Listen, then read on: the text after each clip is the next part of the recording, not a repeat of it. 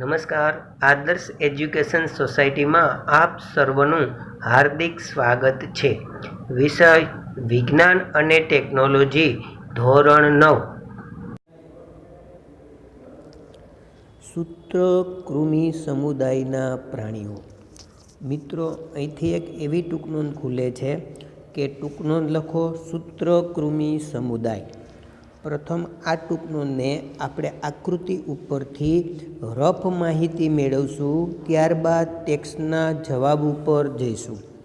સૌથી પહેલાં તો સૂત્રકૃમિની અંદર કૃમિઓ આવે, એમાં કરમિયું, હાથી પગના કૃમિ અને વાળો, આ 3 શબ્દ તમારે યાદ રાખવાના છે. અહીંયા એક કરમિયું એનો ડાયાગ્રામ આપેલો છે. હાથી પગના કૃમિઓ એ પણ સૂત્રકૃમિ સમુદાયના પ્રાણીઓ છે અને વાળો એ પણ સૂત્રકૃમિ સમુદાયના પ્રાણીઓ છે. સૌથી પહેલાં પૃથુકૃમિ સમુદાય આપણે જે ભણ્યા ત્યાંથી જ ત્રિગર્ભસ્તરીય પ્રાણીઓ સ્ટાર્ટ થાય છે. અહીંયા સૌથી પહેલાં એની શરીર રચના વિશે વાત કરવાની થશે.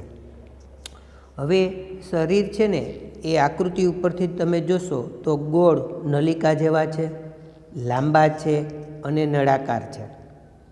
આની અંદર 3 પ્રાણીઓનો સમાવેશ થાય છે: કરમિયું, હાથી પગના કૃમિ અને વાળો. આખા શરીરમાં ક્યાંય આવા ખંડો હોતા નથી. જો આ ખંડો હોય ને તો શરીર આવું દેખાતું હોય.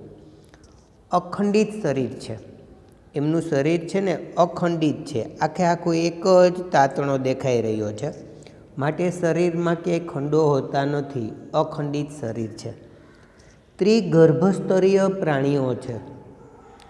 લાંબા સૂત્ર જેવા દિવાલની ફરતે, આની ફરતે એક ચળકતું આવરણ હોય છે, ક્યુટિકલનું ચળકતું આવરણ. મિત્રો, તમે કરમિયાને જુઓ ને તો એ રાત્રે એ ચળકતા દેખાતા હોય. એનું કારણ એ છે કે એની શરીર ઉપર એક ક્યુટિકલનું ચળકતું આવરણ જોવા મળે છે. એની અંદર અન્નનો માર્ગ સંપૂર્ણ હોય છે. ખોરાક લઈ જતો જે માર્ગ છે ને, જેને અન્ન માર્ગ કહેવાય, એ સંપૂર્ણ હોય છે. અને શરીરની અંદર જે પોલાણ હોય છે ને એને શરીર ગુહા કહેવાય. એ પોલાણ છે ને એ આભાસી હોય છે, વાસ્તવિક હોતું નથી. આ જે પ્રાણીઓ છે એ દ્વિપાર્શ્વીય સમમિતિ ધરાવે છે.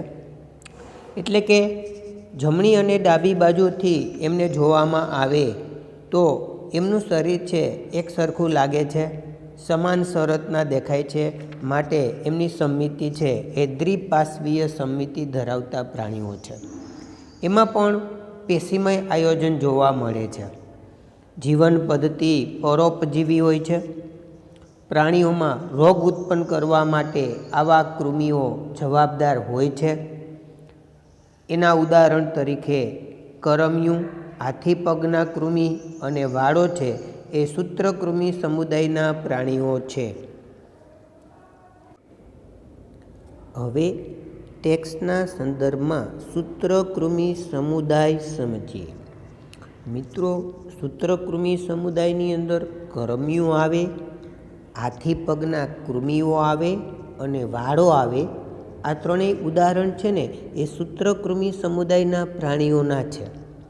આ પ્રાણીઓ છે ને એ ત્રિગર્ભસ્તરીય પ્રાણીઓ છે. પૃથુકૃમિ સમુદાયથી બધા જ પ્રાણીઓ ત્રિગર્ભસ્તરીય પ્રાણીઓ આવશે. પ્રથમ 2 પ્રાણીઓનો અભ્યાસ આપણે કર્યો, છિદ્રકાય અને કોષ્ટાંત્રી સમુદાય. ત્યાર પછી જે પૃથુકૃમિ સમુદાય આવતો હતો ત્યાંથી બધા જ પ્રાણીઓ છે એ ત્રિગર્ભસ્તરીય પ્રાણીઓ ગણાશે. તેઓમાં પણ દ્વિપાર્શ્વીય સમમિતિ જોવા મળે છે. એમનું શરીર છે ને ડાબી બાજુથી જોવામાં આવે કે જમણી બાજુથી જોવામાં આવે છે, એક સરખું જ દેખાય છે. માટે આવા પ્રાણીઓ છે એ દ્વિપાર્શ્વીય સમમિતિ ધરાવતા હોય છે. પરંતુ તેઓના શરીર ચપટા હોતા નથી, નળાકાર હોય છે. આકૃતિ ઉપરથી જોઈ શકાય છે કે એમના શરીર છે એ નળાકાર રચના ધરાવતા હોય છે. તેઓની દેહ ગુહાને દેહકોષ્ઠ કે આભાસી શરીર ગુહા કહે છે. શરીરની મધ્યમાં એક પોલાણ છે અને એ પોલાણ છે એ વાસ્તવિક નથી. તૂટક રેખા વડે દેખાઈ રહ્યું છે, એટલા માટે એ શરીર ગુહા છે કે દેહકોષ્ઠ છે એ આભાસી હોય છે. આમાં પેશી જોવા મળે છે, એટલે કે કોષો ભેગા થાય અને પેશીઓ બને છે, માટે એમના શરીરની અંદર પણ પેશીમય આયોજન જોવા મળે છે. પરંતુ અંગતંત્ર સંપૂર્ણપણે સુવિકસિત હોતા નથી. પેશીમય આયોજન છે ખરું, પરંતુ અંગો છે એમના શરીરની અંદર સંપૂર્ણ વિકાસ પામેલા હોતા નથી. તેઓની શરીર રચના પણ ત્રિગર્ભસ્તરીય હોય છે. શરીરની રચના છે એ પણ ત્રિગર્ભસ્તરીય હોય છે. તેઓ મોટા ભાગના પરોપજીવી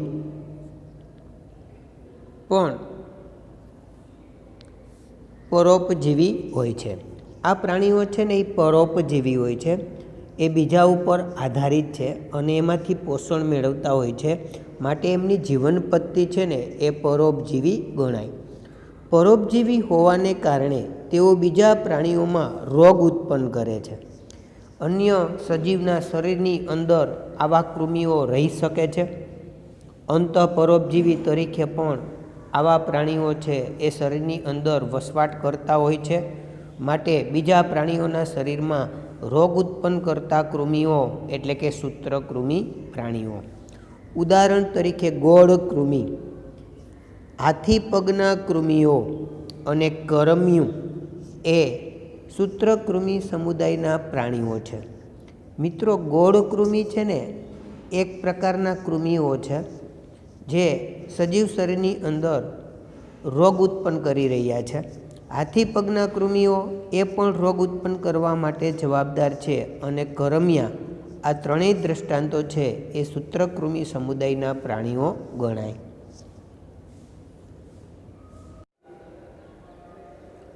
હવેનો સમુદાય છે નુપુરક.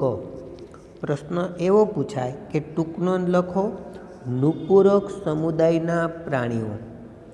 મિત્રો, પ્રથમ આપણે આકૃતિ ઉપરથી રફ માહિતી મેળવીએ, ત્યારબાદ ટેક્સ્ટના સંદર્ભમાં જવાબ ઉપર જઈશું. નુપુરક સમુદાયની અંદર 3 પ્રાણીઓ આવે: અળસિયું, રેતી કીડો અને જડો. સૌથી પહેલાં અળસિયાને તમે જોયેલું હોય છે, એના ઉપરથી ઘણા બધા મુદ્દાઓ તમે લખી શકો. આપણે જે ભણ્યા પૃથુકૃમિ સમુદાય, ત્યારથી બધા જ પ્રાણીઓ છે ને એ ત્રિગર્ભસ્તરીય પ્રાણીઓ બને. આ જે પ્રાણીઓ છે, અળસિયું, જડો અને રેતી કીડો, આ ત્રિગર્ભસ્તરીય પ્રાણીઓ છે. એમાં સાચી શરીર ગુહા જોવા મળે છે. એમના શરીરની અંદર છે ને એ સાચી ગુહા એટલે કે પોલાણ એ સાચું હોય છે. અહીંયા કોઈ તૂટક રેખા વડે પોલાણ બતાવવાનું નથી, કારણ કે એ સાચી શરીર ગુહા એમના શરીરની અંદર જોવા મળતી હોય છે. અહીંયા અળસિયાનું શરીર જોશો ને તો આ ટુકડા દેખાશે. આ જે ટુકડા દેખાય છે ને એ ખંડો છે. એમનું શરીર છે અનેક ખંડોમાં વિભાજિત થયેલું હોય છે. અળસિયાનું શરીર પણ ચળકતું હોય છે, એટલા માટે શરીરની બહારની સપાટી પર ક્યુટિકલનું આવરણ હોય છે. નકામા પદાર્થો બહાર ફેંકવા માટે એમના શરીરની અંદર ઉત્સર્ગ અંગ તરીકે ઉત્સર્ગિકા આવેલી હોય છે. અળસિયાની અંદર એ પૂંછડી જેવો ભાગ, જેને ઉત્સર્ગિકા કહેવાય, એ નકામા પદાર્થો કે ઉત્સર્ગ દ્રવ્યોને બહાર ફેંકવા માટે એમના શરીરની અંદર ઉત્સર્ગિકા આવેલી હોય છે. આ જે પ્રાણીઓ છે એ પણ દ્વિપાર્શ્વીય સમમિતિ ધરાવતા હોય છે. એને ડાબી અને જમણી બાજુથી જોવામાં આવે તો એમનું શરીર છે એક સરખી સંરચના ધરાવતું હોય છે. માટે આવા પ્રાણીઓ પણ દ્વિપાર્શ્વીય સમમિતિ ધરાવતા હોય છે. અહીંયા ચેતાતંત્ર એમની અંદર જે જોવા મળે છે એ ચેતાતંત્ર, કારણ કે ચેતાઓ, ઘણી બધી ચેતાઓ ભેગી થાય છે અને ચેતાતંત્ર એની અંદર રચાતું હોય છે. ચેતાતંત્ર એ ચેતાકંદોનું બનેલું હોય છે. પ્રચલન છે એ કેવી રીતે કરતા હોય છે? હલનચલન. તો એની અંદર જે આ તાતણાવાળા ભાગ છે, આ તાતણાવાળા ભાગને કહેવાય વજ્રકેશો. એ વજ્રકેશો દ્વારા આવા પ્રાણીઓ છે એ પ્રચલન કરતા હોય છે. આવા પ્રાણીઓ એકલિંગી હોય છે કે ઉભયલિંગી હોય છે.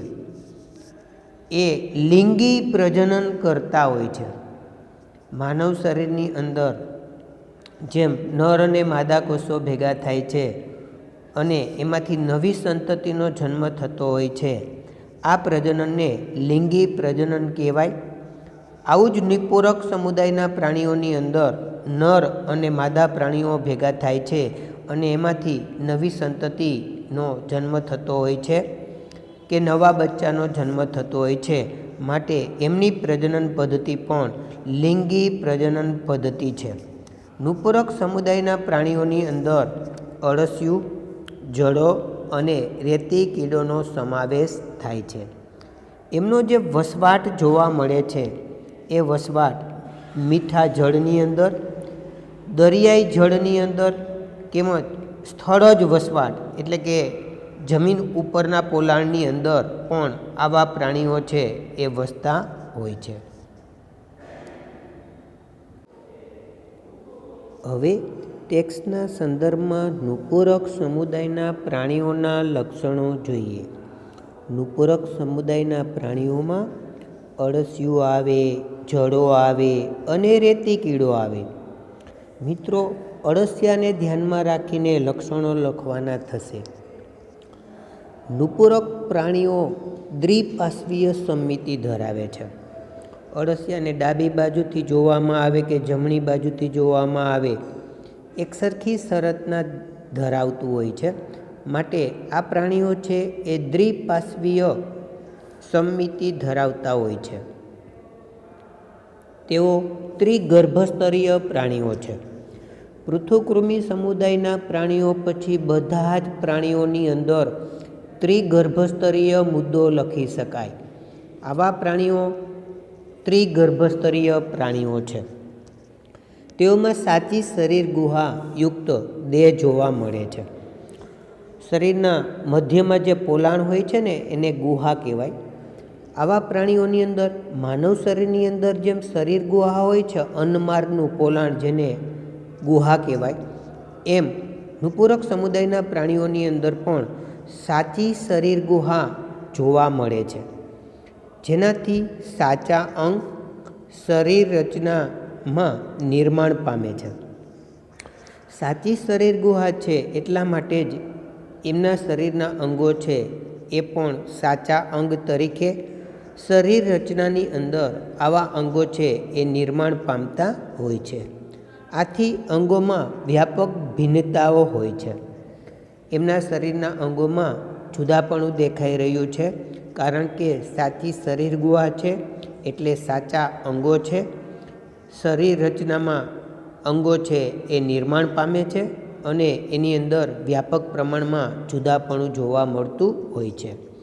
આ ભિન્નતાઓ તેઓના શરીરના શીર્ષથી પૂંછડી સુધી એક પછી એક ખંડોના સ્વરૂપમાં હાજર હોય છે. મિત્રો, અળસિયાનું શરીર છે ને અનેક ખંડોનું બનેલું છે. રેતી કીડો અને જળો છે એનું શરીર છે એ ખંડોવાળું શરીર છે. શરીર શીર્ષથી શરૂ થાય છે અને પૂંછડી સુધીના ભાગ એ શરીરની અંદર આવતો હોય છે. નિપૂરક એ મીઠા જળ અને દરિયાઈ જળ તેમજ સ્થળજ પ્રકારના રહેઠાણ ધરાવે છે. આ સમુદાયના પ્રાણીઓ એટલે કે અળસિયું, રેતી કીડો અને જળો એ મીઠા જળની અંદર પણ રહી શકે, દરિયાઈ પાણીની અંદર પણ રહી શકે અને સ્થળજ એટલે કે જમીન ઉપર પણ આવા પ્રાણીઓ છે એ વસવાટ ધરાવતા હોય છે. તેઓમાં પરિવહન, પાચન અને ઉત્સર્જન અને ચેતાતંત્ર જોવા મળે છે. આવા પ્રાણીઓ એક જગ્યાએથી બીજી જગ્યાએ જઈ શકે છે, એટલે કે પરિવહન કે પ્રચલન આવા પ્રાણીઓની અંદર જોવા મળે છે. એ પ્રચલન માટે એમના શરીરની અંદર વજ્રકેશો આવેલા હોય છે. એમના શરીરની અંદર પાચનની ક્રિયા પણ જોવા મળે છે, કારણ કે અન્નમાર્ગ છે ને એ સંપૂર્ણ હોય છે, એટલા માટે પાચનની ક્રિયા છે માનવ શરીરની જેમ જ આવા પ્રાણીઓની અંદર પાચનની ક્રિયા અને ઉત્સર્જન એટલે કે નકામા પદાર્થો બહાર ફેંકવા માટે અળસિયાની અંદર શરીરના બહારના ભાગે એક ઉત્સર્ગ દ્વાર આવેલો છે, એને ઉત્સર્ગિકા કહેવાય. એ ઉત્સર્ગિકા દ્વારા નકામા પદાર્થોનો ત્યાગ છે એ શરીરની બહાર થતો હોય છે. આવા પ્રાણીની અંદર ચેતાતંત્ર આવેલું હોય છે, જે ચેતાકંદોનું બનેલું હોય છે. ઉદાહરણ તરીકે અળસિયું, રેતી કીડો અને જડો છે એ નુપુરક સમુદાયના પ્રાણીઓ છે. મિત્રો, આ પ્રાણીઓ છે એ શીર્ષથી પૂંછડી સુધીનો ભાગ ધરાવી રહ્યા છે, એટલા માટે એમનું શરીર છે એ ખંડન થયેલું જોવા મળતું હોય છે.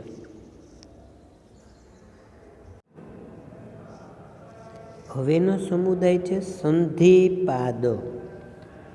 મિત્રો, નામ ઉપરથી જ ખ્યાલ આવી જાય કે સંધિપાદ એટલે સાંધાવાળા ઉપાંગો ધરાવતા પ્રાણીઓ. એમનો સમાવેશ સંધિપાદ સમુદાયની અંદર થતો હોય છે. પ્રથમ આ ટૂંકનોંધને પણ આપણે આકૃતિ ઉપરથી રફ સમજૂતી મેળવીએ, ત્યારબાદ ટેક્સ્ટના જવાબ ઉપર જઈશું. સૌથી પહેલાં તો સંધિપાદ સમુદાયની અંદર કેવા પ્રાણીઓ આવે એ યાદ રાખજો. પતંગિયું આવે, ઝીંગા આવે અને કરચલો આવે, જેને કાન ખજૂરો તરીકે ઓળખવામાં આવે છે. મિત્રો, પતંગિયાને ધ્યાનમાં રાખીને તમે ઘણા બધા મુદ્દાઓ આ ટૂંકનોંધમાં લખી શકો છો. શરીર છે એ સાંધાવાળા ઉપાંગો ધરાવે છે, એટલે જ આ સમુદાયના પ્રાણીઓને સંધિપાદ સમુદાયના પ્રાણીઓ તરીકે ઓળખવામાં આવે છે. પૃથુકૃમિ પછી બધા જ પ્રાણીઓની અંદર ત્રિગર્ભસ્તરીય પ્રાણીઓ છે એવું લખી શકાય. માટે આ પ્રાણીઓ છે એ ત્રિગર્ભસ્તરીય પ્રાણીઓ છે. શરીર છે એ ખંડીય હોય છે. પતંગિયાનું શરીર છે ને એના ઉપરથી તાતણાઓ તૂટી જતા હોય છે. કરચલાનું શરીર દેખાઈ રહ્યું છે ખંડોવાળું. ઝીંગાનું શરીરમાં આ જે ક્રોસ દેખાય છે ને એવું બતાવે છે કે શરીર છે એ ખંડીય છે. દરેક ખંડમાં સાંધાવાળા ઉપાંગો હોય છે. પતંગિયાની અંદર જે ખંડો હોય છે ને એ ખંડની અંદર સાંધાવાળા ઉપાંગો જોઈ શકાતા હોય છે. મિત્રો, એમનું શરીર છે એ 3 ભાગમાં વિભાજિત થયેલું હોય છે. આગળનો ભાગ છે જેને શીર્ષ, પછી ઉરસ અને ઉદર, એમ 3 ભાગમાં શરીર છે એ વિભાજન થયેલું હોય છે. શરીર ગુહા, અંદરના ભાગમાં જે પોલાણ છે શરીરની અંદર, એને શરીર ગુહા કહેવાય. એ રુધિરથી ભરેલી છે, અંદર રુધિર પડ્યું છે, માટે એ શરીર ગુહાને રુધિર ગુહા તરીકે ઓળખવામાં આવે છે.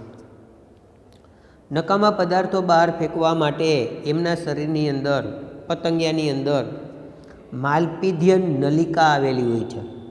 આવા પ્રાણીની અંદર હરિતપિંડો આવેલા હોય છે કે માલપીધ્ય નલિકા દ્વારા નકામા પદાર્થો શરીરની બહાર ફેંકતા હોય છે. શ્વસન કરવા માટે ઝાલરો, શ્વાસવાહિની, ફેફસા કે ફેફસા પોથીનો સમાવેશ થતો હોય છે. શ્વસનનું કાર્ય છે કેટલાક પ્રાણીઓ ઝાલર દ્વારા કરે છે, કેટલાક શ્વાસવાહિની દ્વારા કરે છે. પતંગિયાની અંદર ફેફસા કે ફેફસા પોથી દ્વારા આવું શ્વસનનું કાર્ય છે એ થતું હોય છે. શરીરનું બહારનું કંકાલ, જેને બાહ્ય કંકાલ તરીકે ઓળખવામાં આવે છે, આ શરીરનું બહારનું કંકાલ છે એ ખરી પડતું હોય છે. એકલિંગી પ્રાણીઓ છે. નર અને માદા એમ એક જ લિંગ હોય છે. કાંઈ પ્રાણી નર હોય, કાંઈ પ્રાણી માદા હોય. એટલા માટે એમ કહી શકાય કે એકલિંગી પ્રાણીઓ છે. સંધિપાદ સમુદાય પ્રાણી જગતનો સૌથી મોટો સમુદાય છે. 80થી 90% પ્રાણીઓ છે એ સંધિપાદ સમુદાયના પ્રાણીઓ છે એ વસવાટ કરતા હોય છે. માટે પ્રાણી જગતમાં સૌથી મોટો સમુદાય એ સંધિપાદ સમુદાય છે. એમનો વસવાટ લેવામાં આવે તો કેટલાક પ્રાણીઓ હવામાં રહી શકતા હોય છે, કેટલાક પાણીની અંદર પણ રહી શકતા હોય છે, કેટલાક જમીનની અંદર પણ રહી શકતા હોય છે. પતંગિયું છે હવામાં રહી શકે છે, એટલે કે હવા. ઝીંગા છે એ પાણીની અંદર રહી શકે છે અને કાનખજૂરો છે એ જમીનની અંદર રહી શકતો હોય છે. આમ વસવાટ છે હવા, પાણી અને જમીનમાં જોવા મળે છે. જીવન છે એ મુક્તજીવી અથવા પરોપજીવી છે. આવા પ્રાણીઓ મુક્તજીવી તરીકે જીવન પસાર કરતા હોય છે અને પરોપજીવી તરીકે પણ જીવન પસાર કરતા હોય છે. એમના શરીરની સમમિતિ છે એ દ્વિપાર્શ્વીય સમમિતિ જોવા મળે છે. એટલે કે એને ડાબી બાજુથી જોવામાં આવે કે જમણી બાજુથી જોવામાં આવે એક સરખી જ સંરચના ધરાવે છે. માટે આવા પ્રાણીઓ દ્વિપાર્શ્વીય સમમિતિ ધરાવતા હોય છે. ઉદાહરણ તરીકે પતંગિયું, ઝીંગા અને કરચલો છે એ સંધિપાત સમુદાયના પ્રાણીઓ છે. હવે સંધિપાત સમુદાયના પ્રાણીઓ ટેક્સ્ટના સંદર્ભમાં સમજીએ. મિત્રો, સંધિપાત એટલે સાંધાવાળા ઉપાંગો ધરાવતા પ્રાણીઓ. આ સમુદાયની અંદર પતંગિયું આવે, કરચલો આવે અને ઝીંગા આવે. આ 3 પ્રાણીઓને ધ્યાનમાં રાખીને આપણે લક્ષણો લખશું. આ પ્રાણી જગતનો સૌથી મોટો સમુદાય છે. પ્રાણી જગતના 80-90% પ્રાણીઓ છે ને એ સંધિપાત સમુદાયના પ્રાણીઓ છે. માટે પ્રાણી જગતનો સૌથી મોટો સમુદાય છે ને એ સંધિપાત સમુદાય છે. તેઓમાં દ્વિપાર્શ્વસ્થ સમમિતિ જોવા મળે છે. એમનું શરીર ડાબી કે જમણી બાજુથી જોવામાં આવે તો એક સરખી સંરચના ધરાવે છે. માટે આ પ્રાણીઓ દ્વિપાર્શ્વીય સમમિતિ ધરાવે છે એવું કહી શકાય. શરીર ખંડમય હોય છે. પતંગિયાનું શરીર છે ને એ સાંધાવાળા ઉપાંગો ધરાવતું હોય છે. કરચલાનું શરીર પણ એ ખંડોનું બનેલું હોય છે. માટે આવા પ્રાણીઓ છે એ ખંડમય શરીર ધરાવતા હોય છે. તેઓમાં ખુલ્લા પ્રકારનું પરિવહન તંત્ર જોવા મળે છે. માનવ શરીરની અંદર રુધિરાભિસરણ તંત્ર આવેલું છે, ઉત્સર્જન તંત્ર આવેલું છે. એ આપણે જોઈ શકતા નથી. જ્યારે આવા પ્રાણીની અંદર જે પરિવહન થઈ રહ્યું છે એ ખુલ્લા માર્ગે થઈ રહ્યું છે. માટે એવું કહી શકાય કે તેઓમાં ખુલ્લા પ્રકારનું પરિવહન તંત્ર જોવા મળે છે. રુધિર વાહિનીમાં વહેતું નથી. દેહ ગુહા કે શરીર ગુહા રુધિરથી ભરેલી હોય છે. માનવ શરીરમાં શું હોય છે? રુધિર છે ને એ ધમની કે શિરામાં વહેતું હોય છે. જ્યારે આવા પ્રાણીની અંદર જે પોલાણ છે ને શરીર ગુહા એ રુધિરથી ભરેલી છે. માટે એને રુધિર ગુહા એવું નામ આપવામાં આવે છે. શરીરની અંદર જે પોલાણ છે ને એ પોલાણ છે ને રુધિરથી ભરેલું છે. માટે એ પોલાણને નામ આપવામાં આવે છે રુધિર ગુહા. તેઓમાં જોડમાં ઉપાંગો એટલે કે યુગ્મ ઉપાંગો જોવા મળે છે. જોડીની અંદર પગો છે કે ઉપાંગો આવા પ્રાણીની અંદર જોવા મળતા હોય છે. એમના ઉદાહરણ તરીકે પતંગિયું છે, ઝીંગા છે અને કરચલું છે એ સંધિપાત સમુદાયના પ્રાણીઓ ગણાય. સંધિપાત સમુદાયના પ્રાણીઓનો વસવાટ લખવો હોય પતંગિયું, ઝીંગા અને કરચલો, તો આવા પ્રાણીઓ હવામાં રહી શકે, પાણીની અંદર રહી શકે અને જમીનની અંદર પણ વસવાટ ધરાવે છે.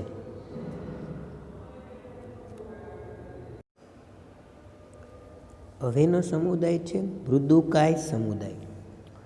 પ્રથમ રફ માહિતી છે એ આકૃતિ ઉપરથી જોઈએ છીએ, ત્યારબાદ ટેક્સ્ટના જવાબ ઉપર જઈશું. મૃદુકાય સમુદાયની અંદર ઓક્ટોપસ અને પાયલા આવા પ્રાણીઓનો સમાવેશ થાય છે. અહીંયા એની આકૃતિ બતાવેલી છે ઓક્ટોપસ અને પાયલા, જેમનું શરીર છે નાજુક છે એટલા માટે જ એ સમુદાયના પ્રાણીઓને મૃદુકાય સમુદાયના પ્રાણીઓ તરીકે ઓળખવામાં આવે છે. આવા પ્રાણીઓનું શરીર નાજુક અને ખંડવિહીન હોય છે. એમના શરીરમાં કોઈ ખંડો જોવા મળતા નથી, કૃત્રિમ ખંડો હોતા નથી. પ્રાણીઓ છે એમની ફરતે કેલ્શિયમનું બનેલું, એમના શરીરની ફરતે કેલ્શિયમનું બનેલું સખત કવચ હોય છે. આવા પ્રાણીઓ છે એ જમીન ઉપર રહેતા હોય છે અને પાણીની અંદર પણ રહેતા હોય છે. જલજ પ્રાણીઓ છે એ શ્વસન ઝાલરો દ્વારા કરતા હોય છે. જમીન પરના પ્રાણીઓ એ શ્વસન ફેફસા દ્વારા કરતા હોય છે. આવા પ્રાણીઓની અંદર પ્રચલન માટે, હલનચલન કરવા માટે એવા પ્રાણીઓની અંદર માસલ પગો આવેલા હોય છે. આવા પ્રાણીમાં રુધિરાભિસરણ તંત્ર આપણે જોઈ શકતા હોઈએ છીએ, દેખાતું હોય છે. રુધિરનું સર્ક્યુલેશન જે થતું હોય છે ને, કારણ કે શરીર નાજુક હોય છે એટલે રુધિરનું આમ પરિવહન આપણે જોઈ શકતા હોઈએ છીએ. રુધિરાભિસરણ તંત્ર ખુલ્લા પ્રકારનું હોય છે. નકામા પદાર્થો બહાર ફેંકવા માટે આવા પ્રાણીની અંદર ઉત્સર્જન અંગ તરીકે મૂત્રપિંડ આવેલું હોય છે. આવા પ્રાણીઓ છે એ દ્વિપાર્શ્વસ્થ સમમિતિ ધરાવતા હોય છે. મિત્રો, ડાબી કે જમણી બાજુથી જોવામાં આવે તો એમનું શરીર છે એક સરખી જ શરતના ધરાવતું હોય છે. માટે આવા પ્રાણીઓ છે એ દ્વિપાર્શ્વીય સમમિતિ ધરાવતા હોય છે. રુધિરાભિસરણ તંત્ર ખુલ્લા પ્રકારનું હોય છે અને આવા પ્રાણીઓની અંદર ઓક્ટોપસ અને પાયલાનો સમાવેશ થાય છે. હવે ટેક્સ્ટના સંદર્ભમાં પ્રશ્નના જવાબ ઉપર જઈએ છીએ. પ્રશ્ન એવો છે કે મૃદુકાય સમુદાયના પ્રાણીઓના લક્ષણો જણાવો. મૃદુકાય સમુદાયની અંદર પાયલા અને ઓક્ટોપસને આપણે યાદ રાખવાનું થશે. આ પ્રાણીઓના સમૂહમાં પણ દ્વિપાર્શ્વસ્થ સમમિતિ જોવા મળે છે. એમનું શરીર ડાબી કે જમણી બાજુથી જોવામાં આવે તો એક સરખી જ સંરચના ધરાવતું હોય છે. માટે દ્વિપાર્શ્વીય સમમિતિ ધરાવતા પ્રાણીઓ છે. તેઓની દેહ ગુહા નાની હોય છે તેમજ શરીરમાં થોડું વિખંડન થતું હોય છે. દેહ ગુહા છે, અંદરનું જે પોલાણ છે ને એ ખૂબ નાનું હોય છે અને શરીર છે ને એ થોડું ખંડન દર્શાવતા હોય છે. મોટાભાગના મૃદુકાય પ્રાણીઓમાં કવચ જોવા મળે છે. શરીરની ફરતે કેલ્શિયમનું બનેલું સખત કવચ છે એ આવા પ્રાણીઓમાં જોવા મળે છે. તેઓમાં ખુલ્લું પરિવહન તંત્ર અને ઉત્સર્જન માટે મૂત્રપિંડ જેવી રચનાઓ જોવા મળે છે. રુધિરાભિસરણ તંત્ર છે એ ખુલ્લા પ્રકારનું હોય છે. એટલે એમ કહી શકાય કે પરિવહન તંત્ર એ ખુલ્લા પ્રકારનું છે. એમના શરીરમાં રુધિરનું સર્ક્યુલેશન થતું હોય એ આપણે જોઈ શકીએ છીએ. એવા નાજુક પ્રાણીઓ છે. એટલા માટે ખુલ્લા પ્રકારનું રુધિરાભિસરણ તંત્ર અને નકામા પદાર્થો બહાર ફેંકવા માટે આવા પ્રાણીઓની અંદર ઉત્સર્જન અંગ તરીકે મૂત્રપિંડ આવેલા હોય છે. તેઓમાં પ્રચલન માટે મૃદુ પગનો ઉપયોગ કરે છે. હલનચલન કરવા માટે આવા પ્રાણીઓની અંદર એ મૃદુ પગો જોવા મળતા હોય છે. મૃદુકાય સમુદાયના જે પ્રાણીઓ છે એમાં ઓક્ટોપસ અને પાયલાનો સમાવેશ થાય છે. હવેનો સમુદાય છે શૂળત્વચી સમુદાય. પ્રથમ આકૃતિ ઉપરથી જોઈએ, ત્યારબાદ ટેક્સ્ટના સંદર્ભમાં આપણે જોઈશું. મિત્રો, શૂળત્વચી સમુદાયના પ્રાણીઓની અંદર અહીંયા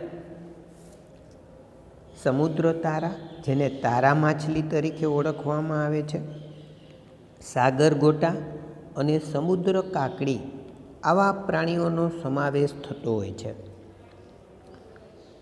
મિત્રો, આ પ્રાણીઓની ત્વચા કાંટા જેવી સૂળ ધરાવતી રચનાઓથી આચ્છાદિત હોવાથી એમના શરીર ઉપર કાંટા જેવા સૂળ આવેલા છે, એટલે જ આ પ્રાણીઓને સૂળત્વચી સમુદાયની અંદર મૂકવામાં આવે છે.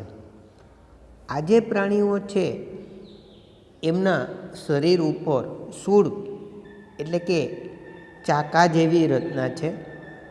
શરીરની અંદર એક જલવાહક તંત્ર અને નાળ પગો આવેલા હોય છે. નાળ પગો છે એ ખોરાક ગ્રહણ કરવા માટે, શ્વસનનું કાર્ય કરવા માટે અને ઉત્સર્જનનું કાર્ય છે એ નાળ પગો દ્વારા થાય છે. આમના શરીરની અંદર એક વિશિષ્ટ પ્રકારનું તંત્ર છે જે નાળ પગો અને જલવાહક તંત્રનું બનેલું છે. આ પ્રાણીઓ ત્રિગર્ભસ્તરીય પ્રાણીઓ છે. શરીર ગુહાયુક્ત પ્રાણીઓ છે. એમના શરીરની અંદર પોલાણ છે, એટલે કે શરીર ગુહાયુક્ત પ્રાણીઓ. બાહ્ય કંકાલ, શરીરનું બહારનું જે કવચ છે એ કેલ્શિયમ કાર્બોનેટનું બનેલું સખત કંકાલ અને એના ઉપર ચાકા જેવી કે સૂળો જેવી રચના છે. માટે જ આ પ્રાણીઓને સૂળત્વચી સમુદાયના પ્રાણીઓ તરીકે ઓળખવામાં આવે છે. એમનો વસવાટ દરિયાઈ વાસી પ્રાણીઓ છે. મુક્તજીવી તરીકે જીવન જીવતા હોય છે. દાખલા તરીકે સ્ટારફિશ, આમને સ્ટારફિશ તરીકે ઓળખવામાં આવે છે. સમુદ્ર કમળ અને સાગર ગોટા એ સૂળત્વચી સમુદાયના પ્રાણીઓ છે. હવે ટેક્સ્ટના સંદર્ભમાં સૂળત્વચી સમુદાય સમજીએ. ગ્રીક ભાષાની અંદર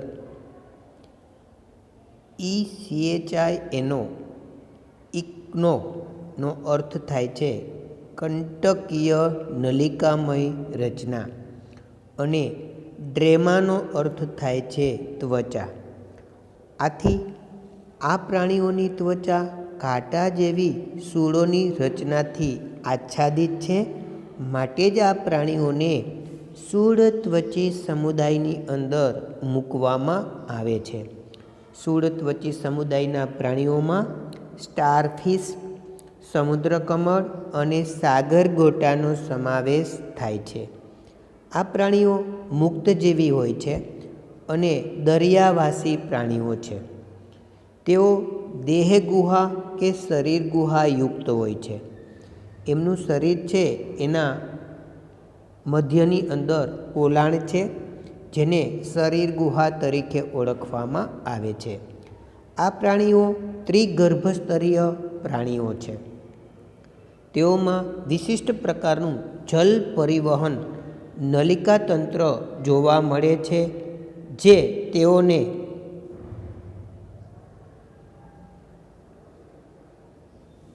પ્રચલનમાં સહાયક બને છે.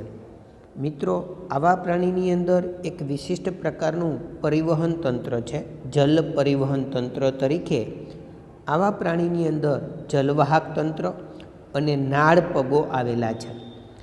એ શું કરે છે? ખોરાક ગ્રહણ કરવા માટેનું કાર્ય, શ્વસનનું કાર્ય અને ઉત્સર્જનનું કાર્ય છે એ નાળ પગો દ્વારા થતું હોય છે. તેઓમાં કેલ્શિયમ કાર્બોનેટનું સખત કંકાલ હોય છે, જેના ઉપર ચાકા જેવી રચના એટલે કે સૂળો આવેલા છે. માટે જ આ પ્રાણીઓને સૂળત્વચી સમુદાયના પ્રાણીઓ તરીકે ઓળખવામાં આવે છે. સૂળત્વચી સમુદાયના પ્રાણીઓની અંદર એક તારા માછલી, સાગરગોટા અને સમુદ્ર કાકડી આવા પ્રાણીઓનો સમાવેશ સૂળત્વચી સમુદાયની અંદર થાય છે. આપ સર્વ મારી સાથે જોડાયા તે બદલ આભાર.